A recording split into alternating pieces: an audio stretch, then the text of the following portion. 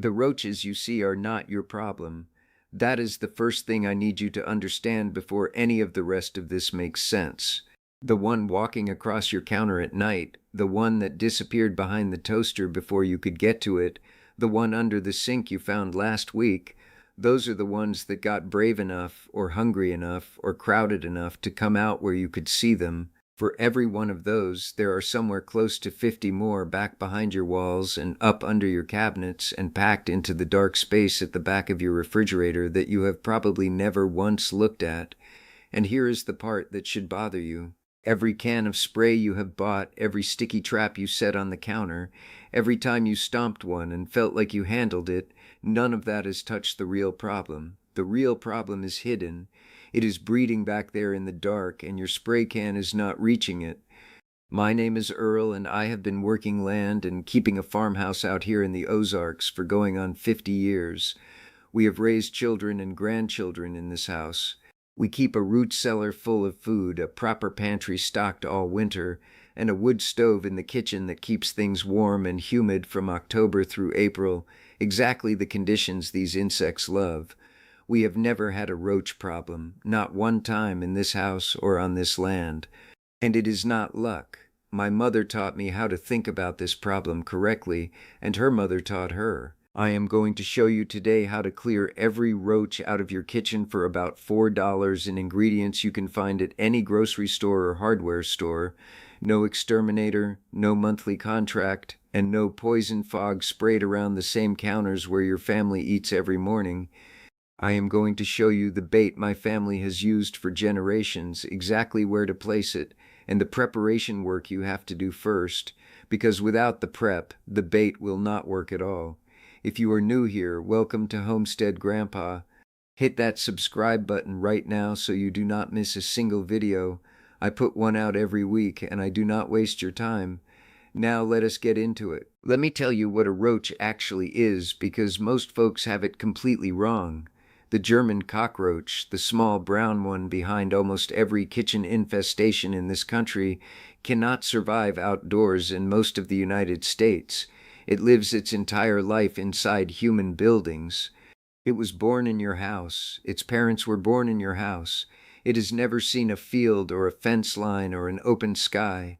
It lives and breeds and dies in the warm, dark, hidden spaces of your kitchen and comes out after midnight to eat whatever you left behind.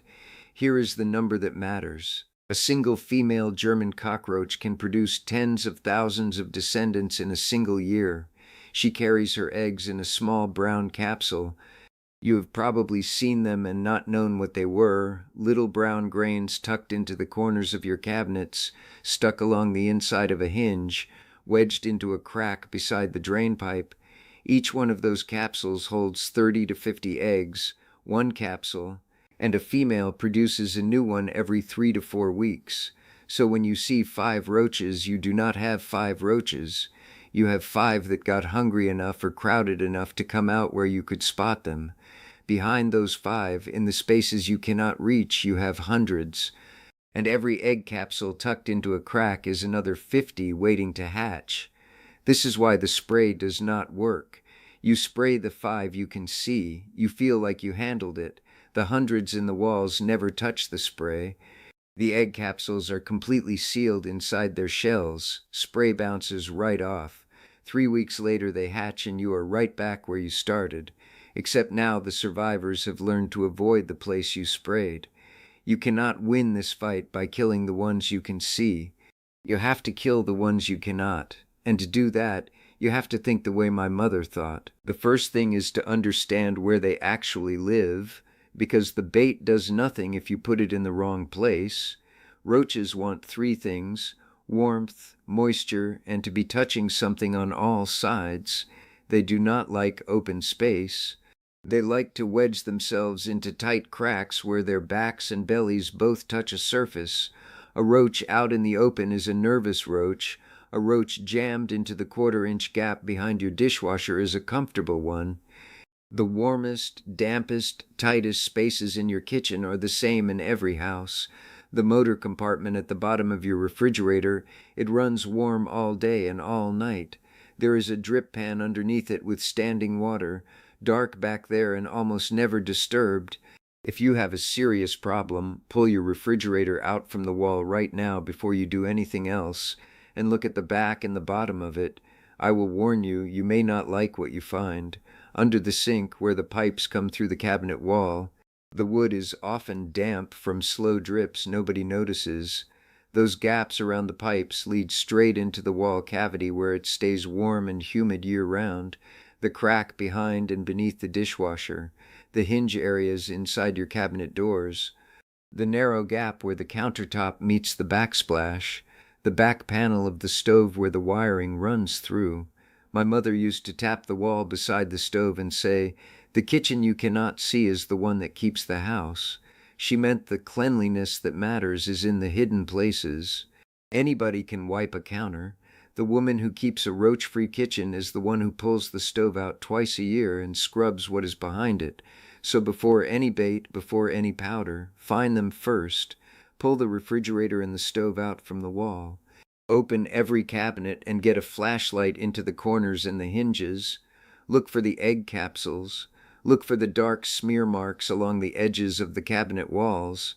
That is roach droppings, and it tells you a highway runs through there. You are mapping where they live before you go after them. Now, before you mix the bait, you have to do the cleaning. And I do not mean the cleaning you think. Roaches eat what you leave behind. If your kitchen offers them 100 small meals throughout the day, crumbs in the toaster, grease behind the stove, a sticky ring under the honey jar, food left in the dog dish overnight, your bait is competing against all of those. A roach with a belly full of bacon grease from behind the stove has no reason to walk across the counter to eat your bait. You have to take away every free meal, and this is exactly the part the spray companies never emphasize, because if you actually did it, you would need them a great deal less. Wipe down every surface, yes, but beyond that, pull the stove out and clean the grease off the floor and the wall behind it. Clean the crumbs out of the toaster. Wipe the inside of every cabinet. Take your flour, your cornmeal, your sugar, your crackers, your cereal, your pet food, anything stored in a paper bag or a cardboard box, and transfer it into glass jars with lids that seal tight. Roaches chew right through cardboard and paper. A sealed glass jar stops them completely. Do not leave dishes in the sink overnight. Pick up the dog's food bowl after he eats and put it away. Take the trash out every night and keep the lid tight. Fix the drip under the sink. A roach can go a month without food, but only about a week without water. Take away their water and you have cut their lifespan down to a fraction. When you have done all of that, your kitchen offers the roaches almost nothing. Now, and only now, does the bait you place become the most attractive thing in the entire kitchen. You are not just adding something. You are removing every other option so that what you put down is the only thing left to eat. My grandmother kept all her dry goods in glass jars on the open pantry shelves, every one of them sealed. Folks thought it was for looks. It was not for looks. It was how she kept the problem from ever starting. Before I show you the bait, I want to ask you something. Tonight after dark, go into your kitchen, turn off the light, and wait 2 full minutes. Then flip it back on fast. See where things scatter. Tell me in the comments what you found and how old your house is. I read every single one of those comments. Now let us make the bait. This recipe costs about $4 and my family has used it for as long as anyone on this place can remember. 3 ingredients: peanut butter, the creamy kind, not the chunky, because you want it smooth and easy to work with. Honey, real honey if you can get it, but any honey will do. And boric acid, which you can find at any hardware store or pharmacy for a few dollars. It is a white powder. It is a naturally occurring mineral that has been used to control insects for well over 100 years. Before I go further, I want to be plain about safety because I have grandchildren in and out of this house every week. Boric acid is low in toxicity to people and pets compared to most commercial insecticides, but it is not something you want a child eating or a dog licking off the floor. Wear gloves when you mix it. Keep the box up out of reach. And when you place the bait, you put it in the hidden places, behind the refrigerator, inside the cabinet hinge areas, back under the sink near the pipes, never out in the open where small hands can get to it. If you cannot place it safely away from children and pets, use the second method I am about to show you instead. Here is the recipe. 2 tablespoons of peanut butter, half a tablespoon of honey. Mix those together thoroughly. Then add half a tablespoon of boric acid, just half. People assume more poison means more dead roaches. It does not. Too much boric acid kills the roach too fast. Before it can carry the poison home to where the rest of them live, you want the roach to eat its fill, feel nothing wrong, and walk all the way back to where it nests before it dies. Mix everything into an even paste and roll it into balls the size of a pea. Now here is the part that makes this method reach the roaches you cannot see. Boric acid is slow. That is not a flaw. That is the entire point. When a roach eats your bait, it walks back to the hidden colony and dies there among the others. Roaches eat their own dead. The other roaches eat the dead one and eat the boric acid inside it. The droppings of a roach that ate your bait also carry boric acid, and the others eat those too. One pea-sized ball of bait can kill a dozen roaches that never came out, never saw the bait, and never would have touched a spray can. The poison moves through the colony through their own feeding and their own habits, reaching back into the places you cannot spray. A spray can kills what it touches and stops. This bait keeps killing days after you set it in places you will never reach, carried there by the roaches themselves. That is why slow beats fast every time. The fast poison kills the messenger before he can carry the word home. Place the bait at the locations you mapped with the flashlight. Behind the refrigerator, back under the sink near the pipes, in the hinge areas of cabinet doors, in the back corners of drawers, anywhere you saw droppings or egg capsules. A pea-sized amount per spot is plenty. Replace it every 2 weeks because the peanut butter dries out and loses its pull, and fresh bait works far better than old bait. Now I want to give you one more tool, because some of you have young children or pets in places where the boric acid bait simply cannot be placed safely, and even those of you who can use the bait will benefit from running both methods at the same time. Diatomaceous earth. It is a soft white powder made from the fossilized remains of tiny ancient organisms ground into fine dust. In your hand it feels as soft as flour. To an insect under a magnifying glass, every particle is a piece of jagged, broken glass. Buy the kind labeled food grade on the bag. Not the kind sold for pool filters, food grade only. Dust a thin, light layer of it into the cracks and along the edges where the roaches travel. Not a pile. A pile they will walk around. A light dusting they cannot see, they will walk straight through. When a roach passes through it, the powder sticks to the waxy coating on its shell, scratches through that coating, and the roach slowly dries out and dies. It cannot build resistance to it the way it builds resistance to a chemical. There is no evolving past being dried out. That is a physical problem, not a chemistry problem, and it keeps working as long as it stays dry. In the gap behind a cabinet, along the back edges of a pantry shelf where it never gets wet, a light dusting will keep killing roaches for months. My grandmother kept a little of it along the back of her pantry shelves year after year, quiet, invisible, always working. Use the peanut butter bait to draw them in and kill the colony from the inside out. Use the diatomaceous earth in the dry, hidden runs as a permanent barrier. Together you have a complete system, and not one piece of it came from a spray can.